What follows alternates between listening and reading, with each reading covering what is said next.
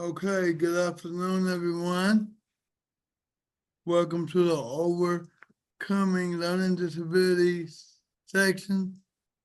On behalf of the Detroit Renaissance District, I am happy to present the Ms. Lynn Master, who is the owner of the Learning Disability Clinic in Oak Park, Michigan. She is a former graduate professor at Wayne State University who taught school psychologists to diagnose learning disorders and special education teachers how to correct them. She has been in clinical practice since 1967 and has been actively working with MRS and local school districts to assist customers with their educational and career goals. Today, she will present on overcoming learning disabilities and things that we can do to assist our customers and people that we may know on how to effectively overcome learning disabilities. Without no further ado, I present Lynn Master. Good afternoon, everyone. I grew up in Detroit, the daughter of a civil rights lawyer who taught me that the most important word in the English language is dignity. When I began my teaching career in the poorest section of Highland Park, Michigan, at the age of 19, I spent the first week bringing this concept to my students. Many of my students had mothers in the sex trade, or fathers who were underemployed or unemployed, or who they never met, or who they rarely saw. Most of my students did not have enough to eat, and they certainly did not have enough sleep.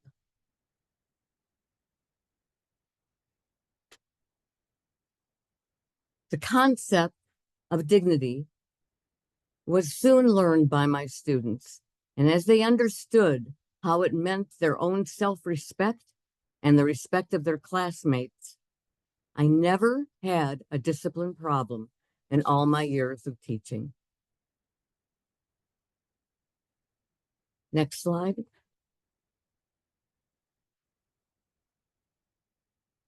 Thank you. I'm going to talk with you today about Michigan Rehabilitation Services,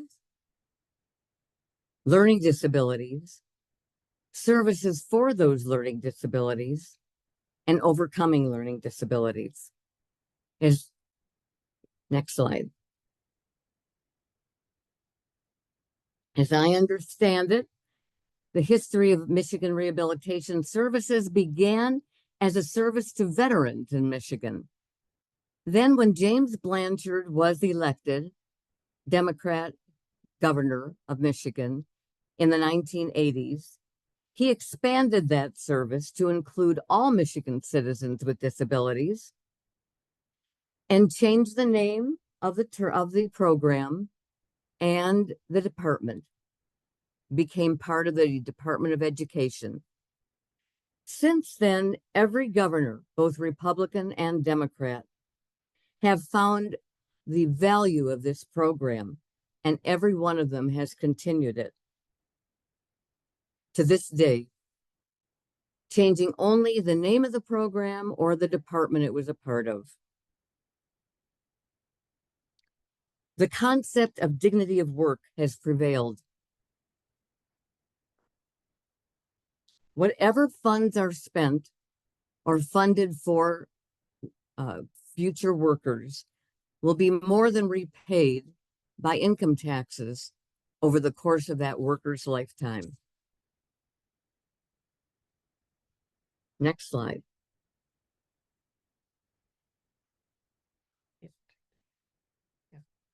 Okay. For many years, I was teaching faculty at Wayne State University in the College of Education and the Department of Clinical Psychology. I ran the clinical program for master's candidates in school psychology teaching them how to diagnose learning disabilities, and training special education teachers how to correct them.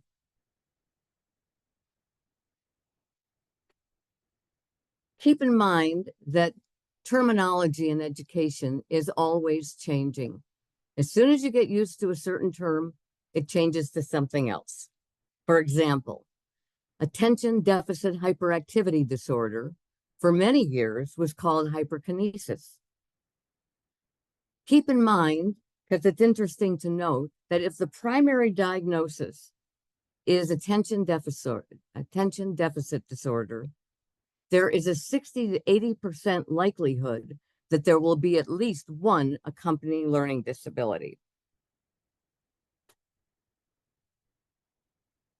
In most cases, the teacher gets a script that is provided by the textbook publisher that tells the teacher exactly what to say.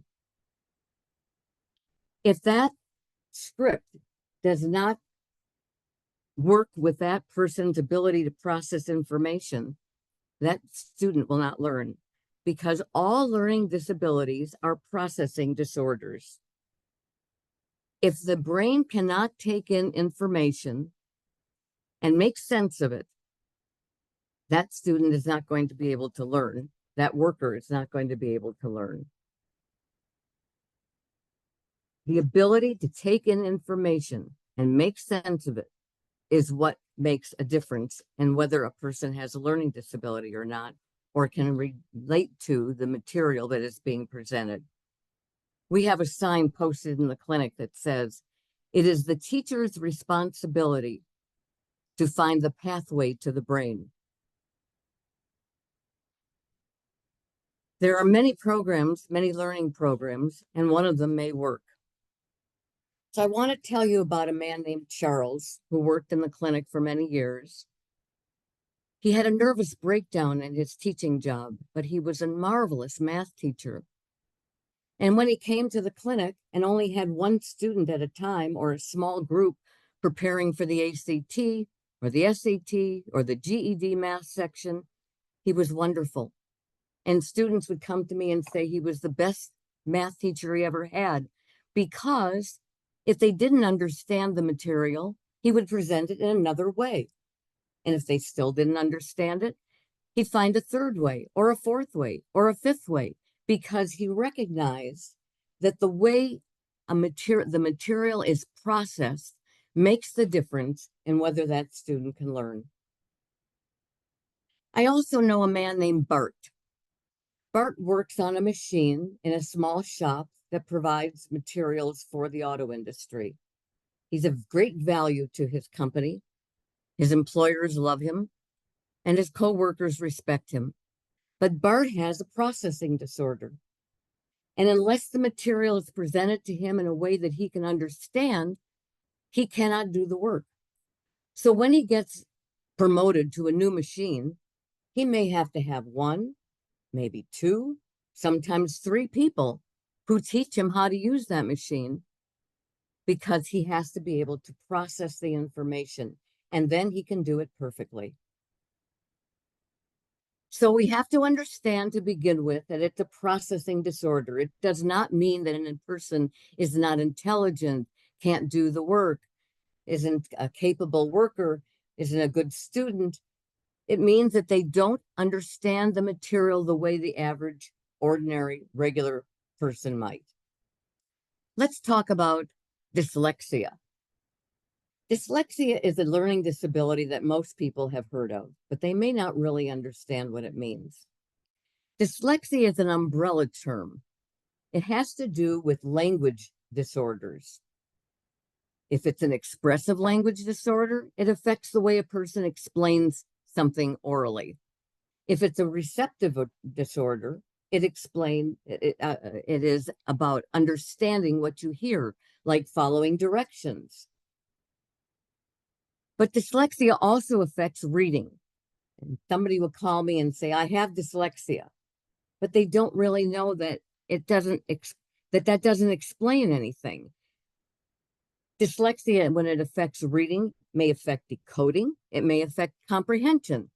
So if it affects decoding, it may affect phonics, being able to assign symbols or sounds to symbols, and then synthesizing those sounds into a meaningful word like HAT.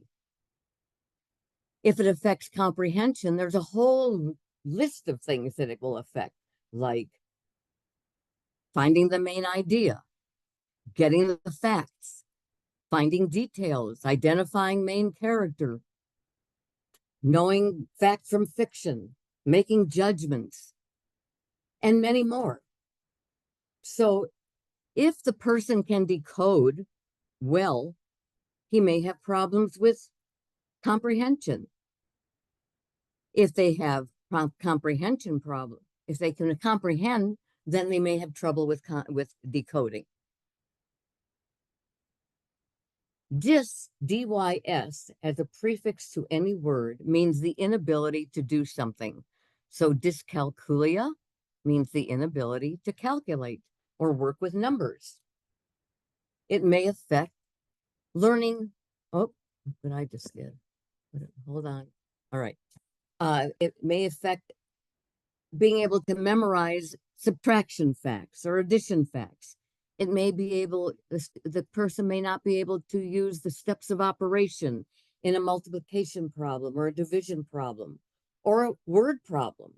Figuring out the steps of operation is part of dyscalculia. Dysgraphia. Dys, the inability to write graphemes. It means a person has difficulty with legible penmanship. I had a referral from a hospital of a man who had finished his residency and was about to be a doctor. And the hospital called me and said, we cannot give this man his medical degree or his license to practice medicine because nobody can read his writing and he might give the wrong medication to someone. But dysgraphia also means copying from one plane to another, from the blackboard to a paper, from the textbook to a notebook. Being able to copy from one plane to another is part of dysgraphia. Dysnomia is something that affects each of us as we age. It means the inability to retrieve a noun. It's when you say, I know what I want to say, I know the word, but I just can't think of it. I want to talk to you now about the autistic spectrum. The autistic spectrum is a wide range. It goes from being totally nonverbal to being a genius. Charles was on the autistic spectrum, and I have hired other teachers who are on the spectrum. So being on the spectrum does not mean that a person cannot learn or cannot do an excellent job in their chosen work field. What it has in common is that it involves social language. Someone on the spectrum may have difficulty with reading facial expressions, reading body language, engaging in appropriate discussion, social discussion. I had somebody contact me recently who was on the spectrum, and for the moment, I can't remember what I was going to tell you about it, but I'll come back to it. So let's talk about cognitive impairments. When a person is diagnosed by a psychologist, we say that 90 to 110 is the average range of intelligence. So if you're over 110, you're above average. If you're below 100, if you're below 90, you're below average. We have a referral from MRS of a woman who is taking college courses, and she scored at the level of 68. 68 is considerably below average, yet she's doing well in her college courses. So how does that happen? We have to think that perhaps she did not understand when she heard the test questions.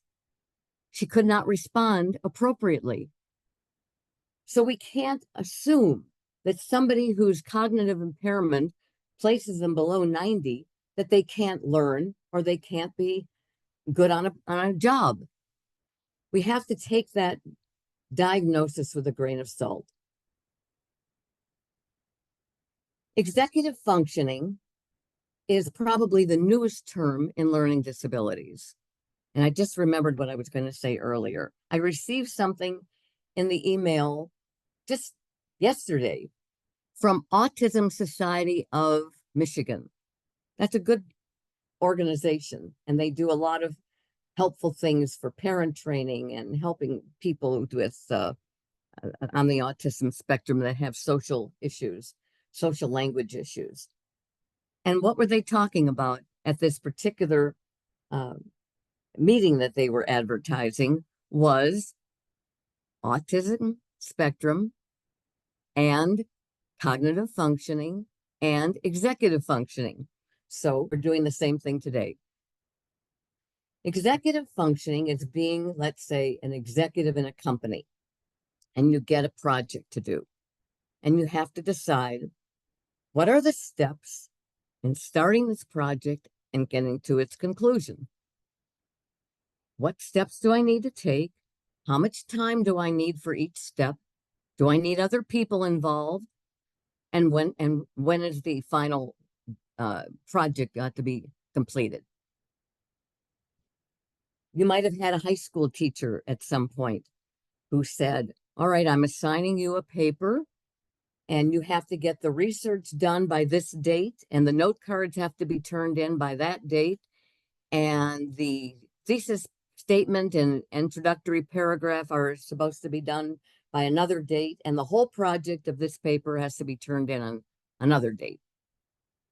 So if somebody has executive functioning problems, they have to be able to understand what is the goal of the project, what are the steps to achieving it, how long will each step take.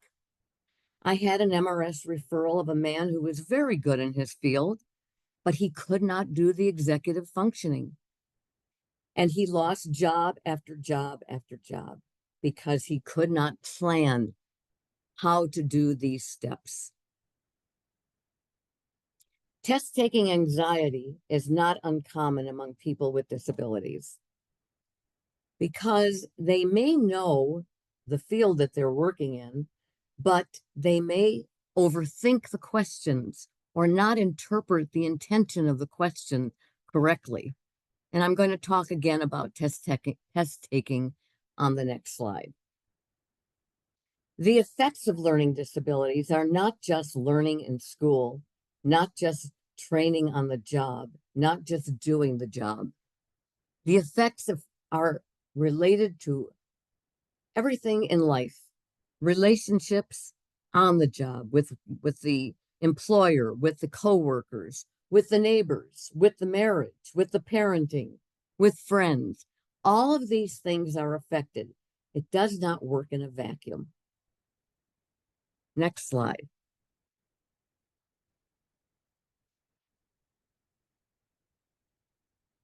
So let's talk about MRS services in relation to learning disabilities. A counselor is assigned and is very critical to that person's, that customer's success.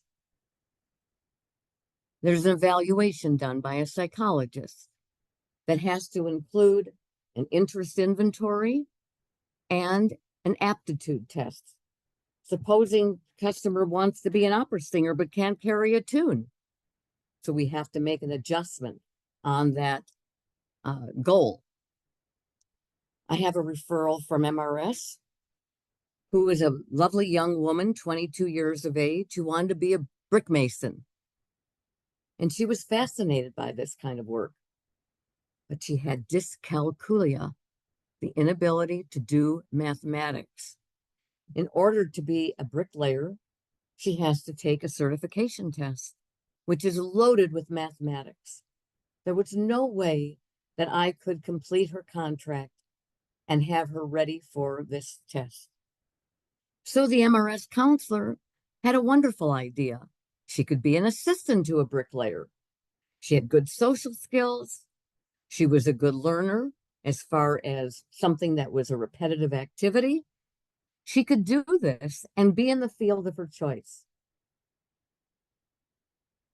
So let me see now. Education. Well, when we start out getting this diagnosis in elementary school, there are all kinds of support systems. There are consultants. There are learning resource rooms. There are teachers who have had workshops and what have you in order to do their job better, to understand each of the children in their care. And then we get to middle school. Well, those services may not be as available.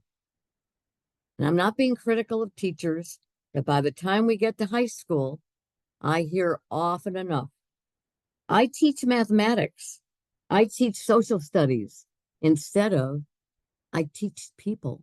I teach people, some of whom have disabilities, learning disabilities. And when we get to university or college, well, it's very, very difficult for people to access the help that they need. Next slide. At community college, they're supposed to have a coordinator who is going to help the students select courses in which they can be successful as they move toward their associate's degree, starting out with achieving success. And there's supposed to be a resource center. The coordinator can pick not only the classes, but also the professors who are more likely to be accommodating to interventions, and a resource center where they can get tutorial help. However, what happens is that there are mostly students in that resource center. And while they may be able to explain the War of 1812, they're not going to be able to figure out how does this individual process information. So I think that the best thing is a tutoring situation. Now we get to the trade and technical training. We have wonderful trade and technical training programs throughout the state. But that person who is coming into that program may need more than one trainer to understand how to do the job. And once they understand it, they can do it perfectly. Assistive technology is also helpful. The young woman that I described who was taking college courses and doing well has something on her computer that reads the textbook aloud to her. Because when she tries to read it herself with her dyslexia, it will take her hours to get through the material. But if it's read aloud to her, she understands it and she can do well on the tests. I also have a program that is available in different manufacturers or publishers called Dragon Speak, in this case, where the person speaks and then the computer types out what they say. Test preparation is something that we do quite a bit of. If a person knows how to teach you to take a test, they don't have to know the material. They just have to teach you how to take the test. I had a dentist referred to me from MRS. I didn't know this, but if a dentist, well, this particular man had completed his degree in dentistry. He had finished his clinical trials, and now he had to take the written examination. And what I learned is that you get 7 tries to take that test.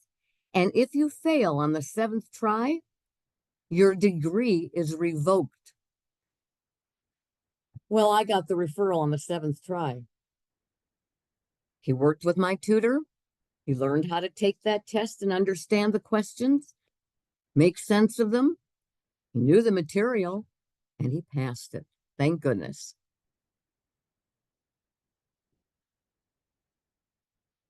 I have people that come to me for the GED, And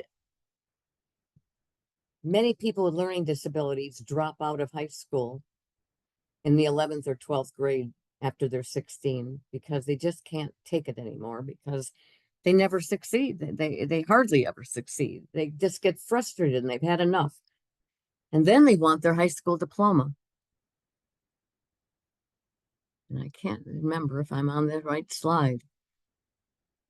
Anyway, I'm going to go on with this. If they take adult education, no, this is the next slide. I beg your pardon. All right, so let me just talk to you about Learning Disabilities Clinic and that we do one-on-one tutoring. Sometimes a person can't get to our clinic and they have to do it virtually. Well, I don't like that. I know that there's no choice to it, but I like it better when they're face to face because there's a treatment alliance that's formed, body language, facial expressions. You've got a cheerleader with you. I also don't like group teaching compared to individual for somebody with a learning disability because the minute you have two or more people in a group, you have to teach to what is common between them. And that is not the best way to find out how that individual processes information. But we do group instruction and we do uh, virtual learning, but I don't prefer it. Understanding the laws is a very important part of this. And it's interesting to note that Michigan was one of the first states in the country to recognize that learning disabilities were something that needed to be accommodated through law. I believe it was called 94-142.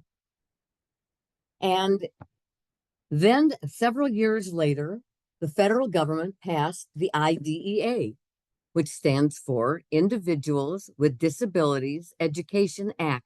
Whenever you hear the word act at the end of a law, you know it's federal. So the IDEA said that every school that receives federal funds must create accommodations for anyone with an IEP, an individual education plan, who has been diagnosed and certified as learning disabled. What happens if the school district does not comply with the IEP? The federal government can withhold millions of dollars from that school. Now, this doesn't apply to parochial schools. It doesn't apply to any school that does not receive federal money. I have had parents who have sued the school district, and one of the places they go to is something that used to be called MPAS, Michigan Protection and Advocacy Services. In fact, MPAS featured us in their significant article one year because of a case that we took that they referred to us of a student whose mother sued, and he received 3 years of one-on-one instruction, 5 days a week, or his high school diploma, whichever came first. How about that? When he arrived, he was surly, angry, on the edge of breaking the law, in trouble all the time. And when he left, he had a high school diploma, not a certificate of completion, a diploma. And he got a job as a carpenter, which was his dream job. I recently got a referral of a hearing impaired student with learning disabilities. The technology that was supposed to be provided to him on the IEP and the supports for his learning disability were not provided. And that child got 400 hours of one-to-one instruction. It's going to take years to complete it, but that's what can happen if the school is out of compliance. They must provide what is called compensatory education. That's what the boy got who had the diploma, and that's what the boy got who had 400 hours. Compensatory education because of federal law. There's another law that's important called the ADA, Americans with Disabilities Act. The Americans with Disabilities Act says there has to be a level playing field in the employment world, that an employer must provide accommodations to a worker who can do the job with those accommodations. That's what was done for Bart. He had 3 trainers until he was able to process the information to do the job, and he continues to get increases and promotions to this day. But each time he has to have several trainers. Next slide.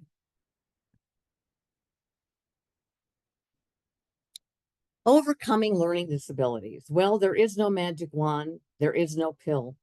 It takes hard work.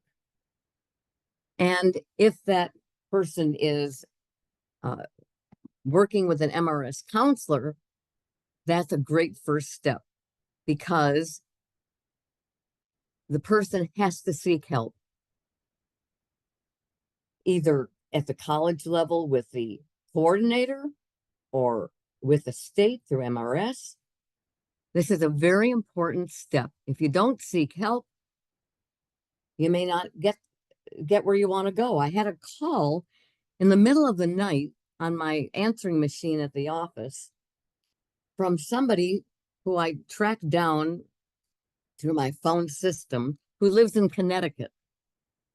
And he called in the middle of the night and just rambled on. He sounded like he was in his early 20s, telling me that he has been diagnosed with a learning disability, and now he is never going to be able to leave his parents' home, to be self-reliant, to earn a living, to be like his classmates, and he doesn't have enough brain cells. So I decided to call him back, and I left him a middle of the night message. And I said to his recorder, you cannot use learning disabilities as an excuse for not succeeding. There are many people who have learning disabilities who have made exceptional contributions to our world. For example, Woodrow Wilson was the president of the United States.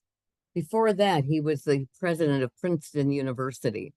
He had learning disabilities, and he conceived of the League of Nations, which became the United Nations. Nelson Rockefeller was governor of New York. Before that, he was the president of Standard Oil, and then he became vice president of the United States of America. Tom Cruise, who is a popular actor, cannot read his scripts. Somebody has to read them to him. And just this weekend, Cher, the singer, was inducted into the Rock and Roll Hall of Fame. So I don't want to hear somebody tell me that they can't do well in life because they have a learning disability, because I know better.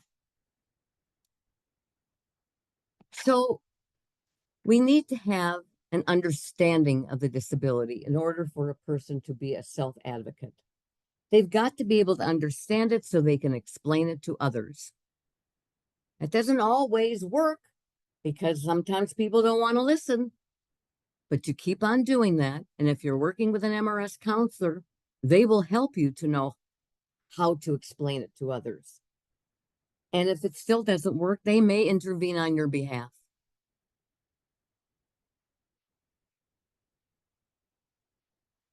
Reading is fundamental at the common expression.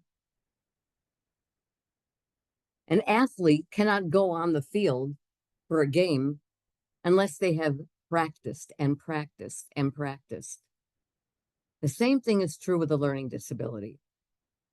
You have to read every single day something, whether it's a menu or a recipe or a graphic novel or anything.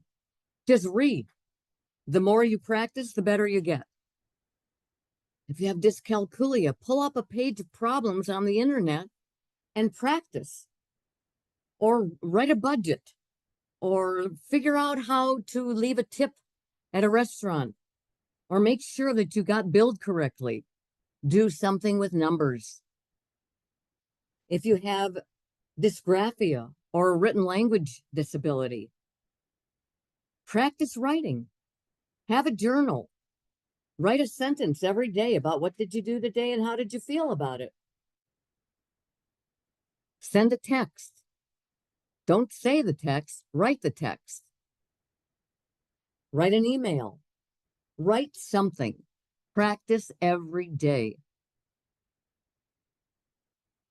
My mission statement for my company is competence brings confidence. No matter how many times your mother tells you how brilliant you are, you're not going to believe it unless you're competent. You've got to feel the dignity of competence.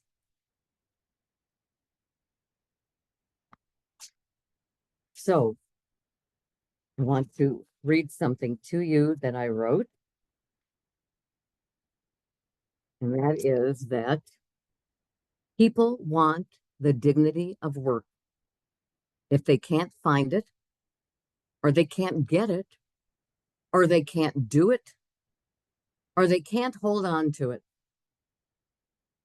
they lose their confidence, their self-esteem, their power, and their dignity. People with disabilities often need help to achieve their dignity. The people who do the work of MRS help people to achieve dignity. I am proud to be associated as a partner to this worthy goal. Thank you.